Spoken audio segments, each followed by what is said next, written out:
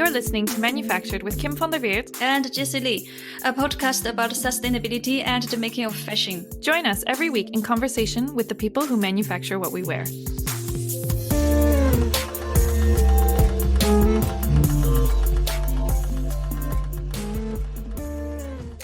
If you are on Instagram, please follow us to help us grow the conversation at manufactured_podcast. Not much of an Instagram person? We feel you. We have a love-hate relationship with social media too. Sign up to our weekly newsletter instead on our website, www.manufacturedpodcast.com, to find out what we're reading, what we're thinking, and what we're wishing. If you'd like to support us financially, you can make a Patreon donation via our homepage. And finally, don't forget to leave us a rating on iTunes and hit subscribe.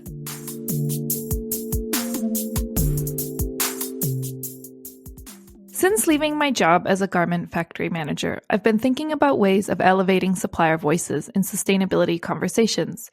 Not because one perspective matters more than others, but because I've often found it to be a perspective that's misunderstood and underrepresented, and that inhibits partnership. It's one of the reasons that together with Jessie, we started Manufactured Podcast. Every week, we showcase voices from deep within the fashion supply chain. But it has its limits. Many suppliers are afraid of coming on the show. They fear retribution. They are too used to being on the receiving end of a highly asymmetrical balance of power.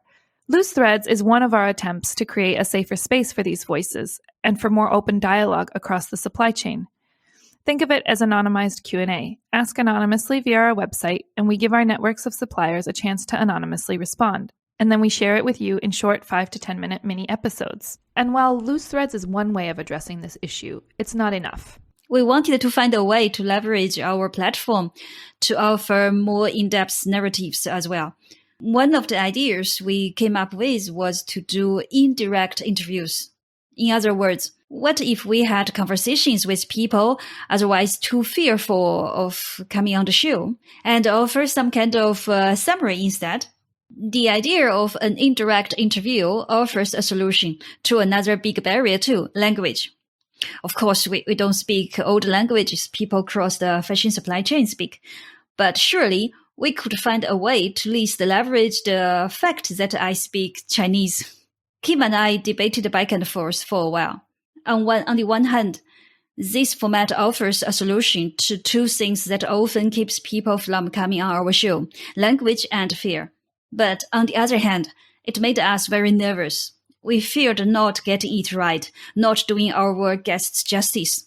Even in our normal interview format when our guests are present, I'm nervous about striking the right balance, how to create a platform that enables people to tell their own story rather than using it to tell people's stories on their behalf. And yet, whether or not our guest is physically present during the episode, we must also be open and honest about the fact that we are nonetheless mediators. Sustainability speak is its own kind of language, and achieving fluency in it requires practice and access to the conversation. Some of the guests we invite on our show, despite being at the heart of the sustainability agenda and engaging in it daily, lack fluency in the sustainability speak the industry has come to expect. Sometimes, though of course not always, an overt act of translation is needed to make sure the story will be understood by the person on the receiving end, to make sure it won't be discounted or dismissed. I've been reading Minor Feelings, an Asian American Reckoning by Kathy Park Hong. In one essay, she shares a quote by the filmmaker Trinh T. Minh Ha, who suggests we speak nearby instead of speaking about.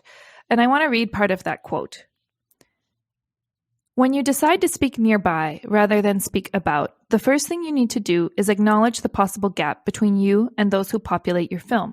In other words, to leave the space of representation open so that although you're very close to your subject, you're also committed to not speaking on their behalf, in their place, or on top of them.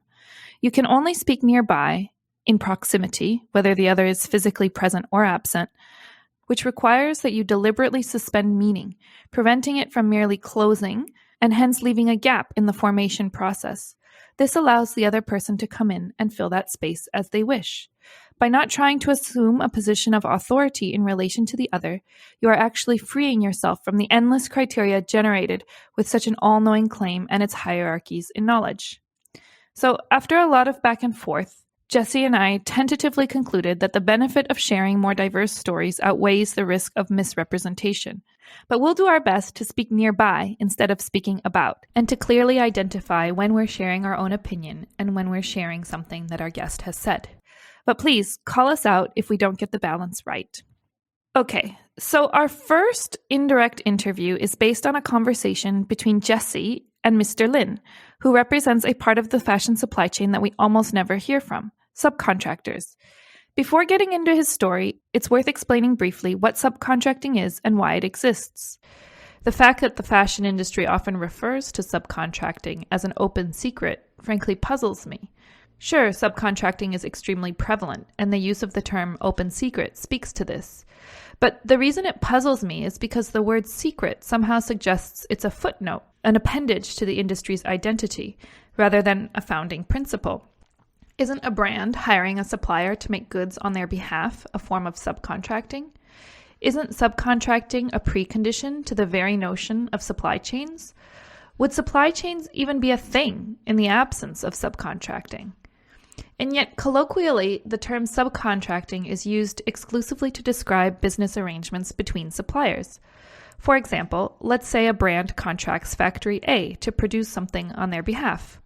Only when Factory A engages Factory B for all or part of the production work is it called subcontracting. Implicit in this language is an understanding of subcontracting as peripheral rather than constitutive. Yes, it's a prevalent practice, but it happens in a discrete, contained, and defined space. Why does this matter? Research has shown that people working in subcontracted facilities often fare worse than people working in larger, more visible garment factories. It's become a hot topic, especially in the wake of Rana Plaza, when many brands, because of subcontracting, claimed they didn't know their products were being made in a structurally unsafe building. So why do suppliers subcontract? I'd like to pivot to my time as a factory manager in Cambodia and my own decision to subcontract. It started relatively benignly.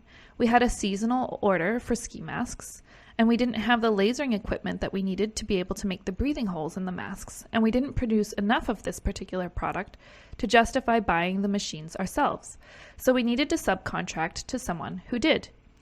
Larger factories with nicer facilities weren't interested in taking on the job. The order was too small. The subcontractors who were willing to do it were smaller, and not exactly the kind of places my conscience felt good about supporting.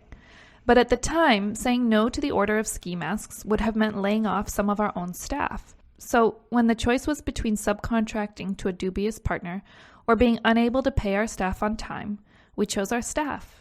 The irony, of course, was that upon touring the factory we selected, most of the products I saw on their production floor were for huge, well-known American brands with big, fat sustainability campaigns. But I digress. Another option, of course, would have been to rent the machines and to hire operators on a short-term contract. But this was costly. In Cambodia, like in many other countries, short-term contract workers are entitled to a severance pay equivalent to 5% of the total wages paid to the employee during the length of the contract. When you couple this with recruitment costs, training costs, and razor-thin margins, it can be unviable.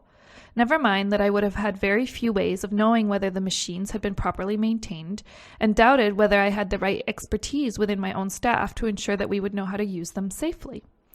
Although on its surface this anecdote appears to be about a gap in technical requirements, it's underpinned by a much more fundamental truth. At the prices and lead times the industry expects, many suppliers depend on subcontracting to stay in business. To put it differently, the lives of workers in better regulated facilities depend on the existence and persistence of more precarious livelihoods elsewhere in the supply chain. There's a really interesting research paper that's just come out, and we'll put a link in the show notes, that tries to understand what drives the use of unauthorized subcontracting. They analyzed more than 32,000 orders placed by an Asia-based supply chain manager who connected more than 220 supplier factories with more than 30 companies selling lesser-known mass-market apparel goods in North America. They found, and I quote, that more than one-third of the orders in their sample had been subcontracted without authorization, and they identified a handful of factors that signal when suppliers are likely to allow that to happen.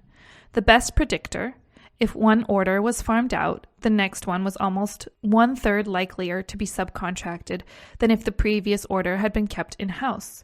This supports the notion that suppliers turn to subcontractors when operating at or close to capacity. As orders overflow, the ability to fill them results in them being sent outside. Subcontracting was more prevalent when the buyer was paying less than the factory's usual price." End quote. Fundamentally, the fashion industry, at least as it exists today, needs a workforce capable of cheaply expanding and contracting. When stronger supplier oversight and legislation at home made this difficult, brands moved their production overseas. When tougher oversight in the form of social compliance requirements make this more difficult for suppliers abroad, the problem is pushed down to subcontractors. Being small, being invisible, is what enables subcontractors to be flexible and cheap. Subcontracting, precisely because it's off the radar, is the only way to meet the lead time and price requirements that the industry has come to expect. We'll come back to how this fits within the sustainability agenda towards the end of the episode, but for now, let's talk about Mr. Lin. So, Jessie, tell us about how you met Mr. Lin, how he ended up in Phnom Penh, and what kind of subcontracting he does. For a while, I wanted to interview Chinese garment suppliers, but in addition to some of the barriers we've already addressed, many of the Chinese suppliers I know don't see the value of their work. They said, "Who will be interested? There is nothing to say, just the usual old stuff," and so on. So one day I met a Chinese journalist. He lives in Siem Reap for a few years. I told him what I'm looking for, and he gave me 3 contacts of Chinese garment suppliers living and running business in Phnom Penh. After hearing the ideas, 2 suppliers turned down the invitation. One agreed to have an interview, but preferred to do it only by voice instead of face-to-face talking and recording. So that's how I met Mr. Lin and interviewed him over a phone call. He didn't tell me why he agreed to have interview, but I made a guess. So it's probably he's invisible for the end clients. End client here means the brands who place orders to his customers. He's a subcontractor, and subcontractors are usually in the shadows. They are not on anyone's supplier's list. Telling a story like what we are doing now has very little chances to make him be recognized. In another word, I think he feels safer. The other reason, I think, is we didn't plan to use his story to go against anyone or point at anyone. The purpose is to bring more voices to the stage. The purpose of this interview makes Mr. Lin feel interested. He is willing to let more people to have an idea of subcontractors in garment business. And the last reason, somehow during the interview, I sensed that Mr. Lin sees his business in a very different way from brands and sustainability advocates. For instance, he thinks he's helping bigger factories. What I mean is he sees himself as helping bigger factories, that his business is necessary existence for the whole supply network. He didn't say it clearly, but from the way he talks about it, I sensed that he thinks his business is helping brands to get cheaper products and helping brand suppliers to cope with the demand without losing too much margin. So talk about Mr. Lin. He's mainland Chinese, around 35 years old. He came to live in Phnom Penh nearly 10 years ago at the invitation of his relative who was doing garment business. I asked Mr. Lin what made him decide to move to Phnom Penh. He said he was doing a small business in the south of China at that time. The cost and the life expenses in China increased a lot comparing with before. Though his business was profitable, he didn't manage to have much money left. And his relative told him Phnom Penh is much cheaper than China in terms of expenses. His margin would be much bigger if he ran business in Phnom Penh. That's how he moved to Phnom Penh and started his garment factory. His work in China was not related to garment at all, right? No, it's not about garment. It's something else, but he didn't tell me the details. So he just started the garment factory when he moved to Phnom Penh, I think because of his relative is already in the garment business. So Mr. Lin's factory is making knitting wear, mostly sweaters for men and women. His clients are mostly bigger factories. Some are in China, some are in Phnom Penh. When those bigger factories receive orders from their clients, sometimes they will outsource the production to Mr. Lin. In this case, the big factory will buy and send raw materials to Mr. Lin. Mr. Lin's factory takes care of the production from knitting to packing. The goods will be packed in a ready-to-sell status and sent to the bigger factories, then to be exported and shipped under the name of those bigger factories. The end clients are usually come from Europe and USA. Mr. Lin's factory has 3 production lines. When it is fully booked, he has over 100 people working in the factory. His production manager is a Cambodian Vietnamese. It surprised me that the manager is not a Chinese, which is often the case in a Chinese-owned garment factory. The reason, he told me, is the language. He needs someone who can speak Khmer on this position. He speaks only a little Khmer.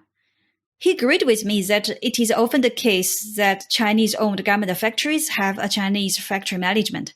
But he also pointed out, for instance, some Taiwanese, Singaporean, or Malaysian Chinese garment factories often have Filipino factory managers. The reason for him is the language again. Filipino speaks fluent English. That helps the communication with their English-speaking clients. You talked to Mr. Lin back in August, and you spent quite a bit of time talking to him about COVID. Can you share a little bit about what he said and how it's impacted his business? Before starting the interview, I was ready to hear some sad news about COVID-19, how it influenced Mr. Lin's business. After all, when brands canceled orders, the brand's suppliers are the first one to receive the impact, but the pressure will eventually pass down to subcontractors like Mr. Lin. That was my assumption. And after the interview, I realized this is partly true, but not the whole story. Mr. Lin reacted very fast to the crisis. He quickly decreased his prices to secure the orders he received already, and he decreased his price a lot also to pull in new customers, also struggling in the same desperate situations too. By the moment I interviewed him, Mr. Lin managed to have roughly the same amount of orders as last year, though his margin was decreased a lot. At least his production is running and his factory is still alive. Then I was very curious about why he didn't try to get some face mask orders. He told me he has no plan to switch his business to produce face masks. He concerns the demand is not steady. Another reason is the investment. He needs to input big amount of cash upfront into buying raw materials and purchasing new machines. If the demand doesn't last long, that he would have a high risk of getting no return on his investment. I think it's worth actually looking a little bit deeper at what might be protecting him from these order cancellations we've been hearing about and why he's been able to reduce his prices.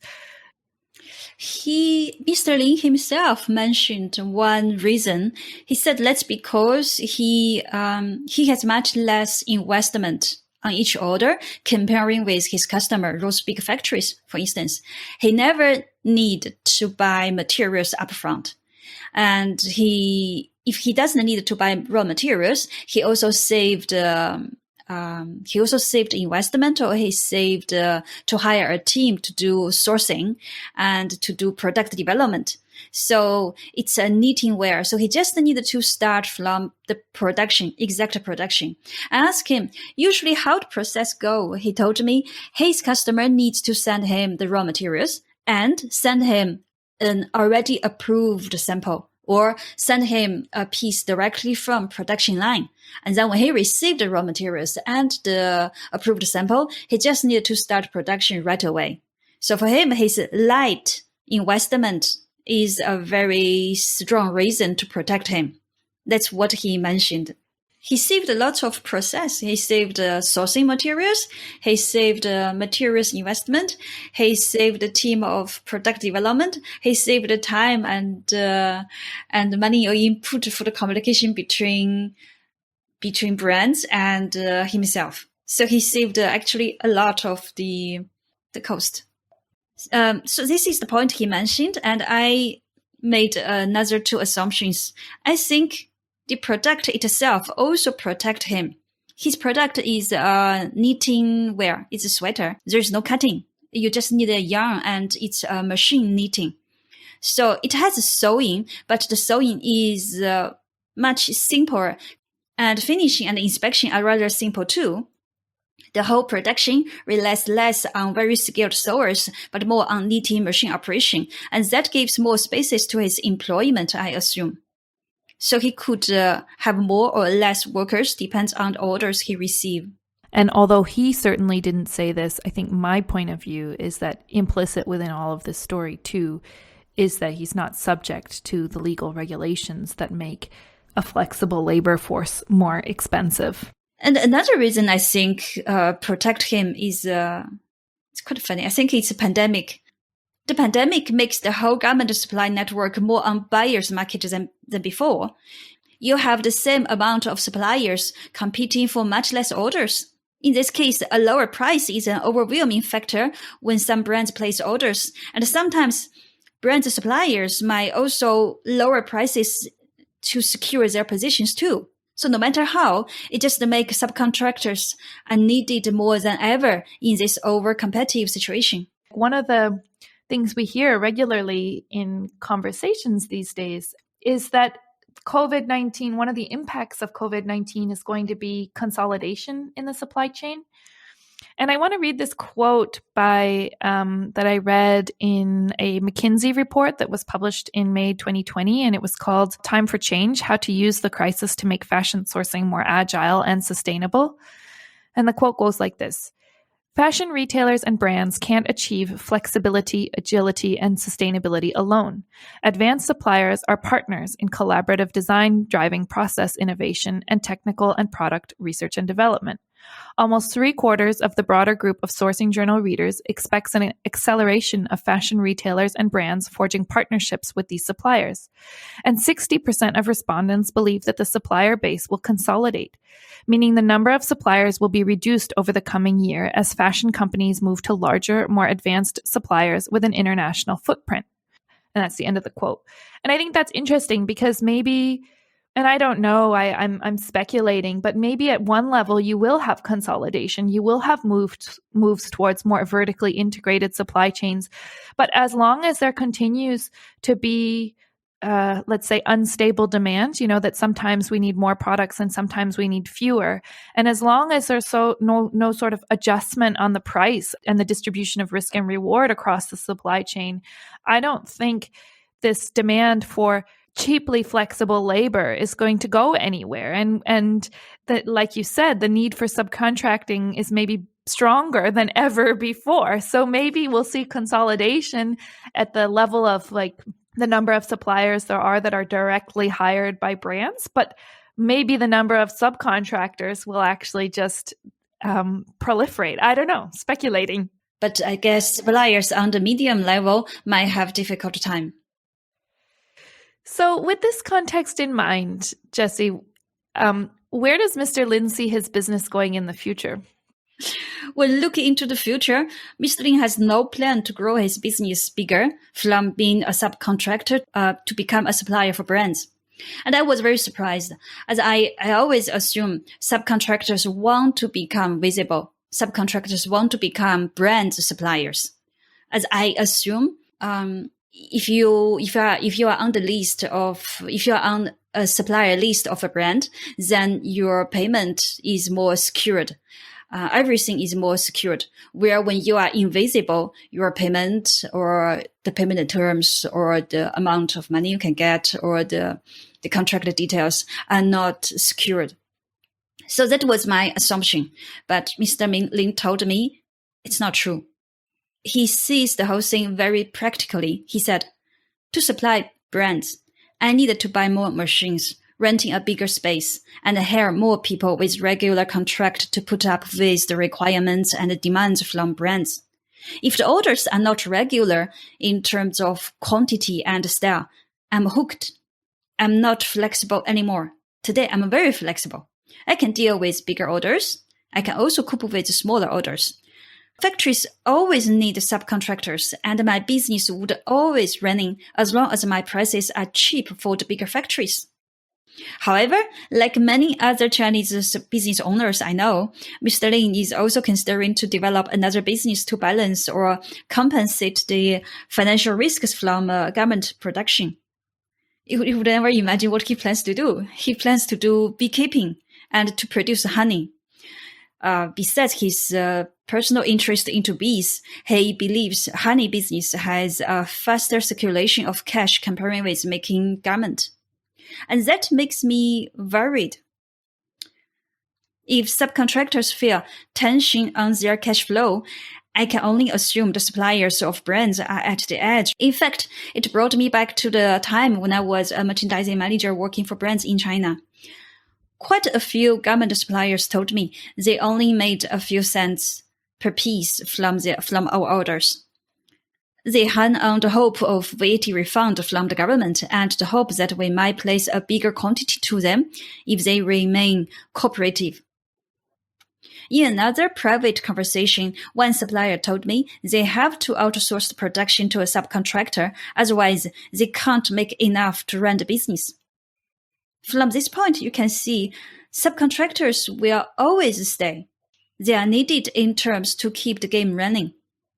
Who is the last one to pay the cost and who is accountable for that? Right. And I think that's an important question.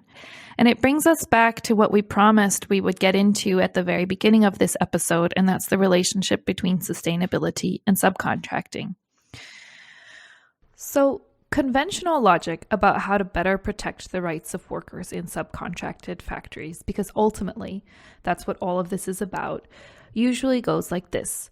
Better oversight and regulation leads to better human rights outcomes, hence the differentiation between authorized and unauthorized subcontracting. Authorized subcontracting is subcontracting that is disclosed and known to the brand. Unauthorized subcontracting is not known to the brands. Because unauthorized subcontractors are invisible to the brands, they are unaccountable. It is the absence of oversight that increases the chances of exploitation. The antidote, therefore, is visibility. As long as suppliers are transparent about to whom they are subcontracting, systems of oversight can be put in place. Auditors can verify whether the supplier on record is doing the requisite due diligence on its subcontractors. Human rights outcomes will be better. The goal seems to be putting an end to unauthorized subcontracting. But the distinction between authorized and unauthorized subcontracting only makes sense if we implicitly assume that the reasons suppliers subcontract is because they're out to make a quick buck, opportunistic, and keen to take advantage of weak regulation. In other words, it's a choice driven by a factory manager's values. Oversight and regulation are needed to weed out, quote-unquote, bad apples. Within this narrative, a supplier's failure to disclose their decision to subcontract can mean only one thing: an attempt to hide malicious intent. And this is especially interesting because it's really very much in contrast to how, Jessie, how you describe Mr. Lin as perceiving his own role in this situation, which is that he sees himself as helping bigger factories and helping them to cope with this volatile demand and the perpetual need on the part of brands for lower prices in a way that allows them to remain in business. And if we shift our understanding of subcontracting to something systemic, something integral to the way the industry does business, it becomes obvious that using oversight to put an end to subcontracting, whether authorized or unauthorized, is impossible. It would be like telling a barista to make a cappuccino without coffee beans, installing a video camera to verify the instructions are followed, but still expecting a result that looks, feels, and tastes like a cappuccino. Making a subcontractor visible and subjecting them to more stringent oversight requirements would strip them of the low-cost flexibility that is their whole reason for being. Meanwhile, the added oversight will have done nothing to address why the fashion industry needs such a cheap and flexible workforce in the first place. Prices are too low, and the distribution of risk and reward too unequal. If we want to do something about human rights abuses in subcontracted facilities, we need to talk about lead time and price. Lead time matters because it's a prerequisite to being able to smooth out production in the face of fluctuating demand.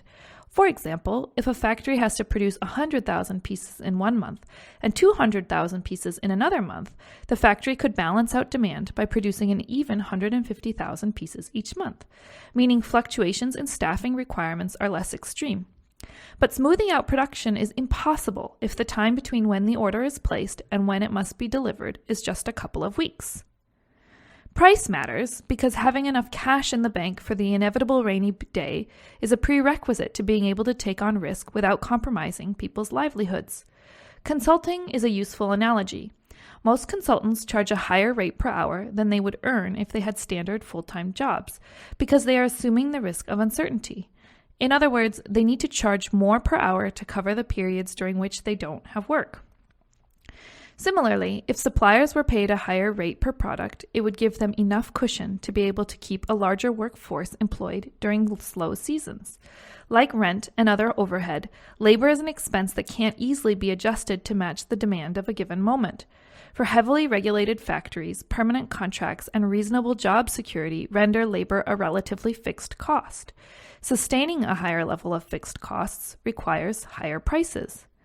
But terms around pricing and lead time are usually dictated by brands. Suppliers must take what they can get.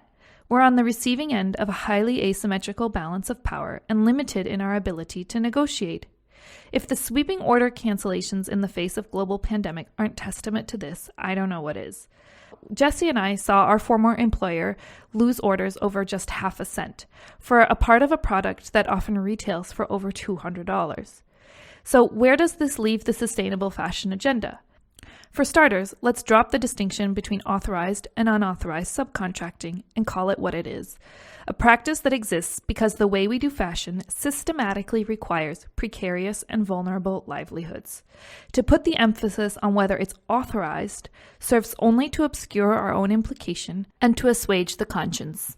Second, transparency shouldn't be about better oversight and control. It should be about radically disrupting a highly asymmetrical balance of power.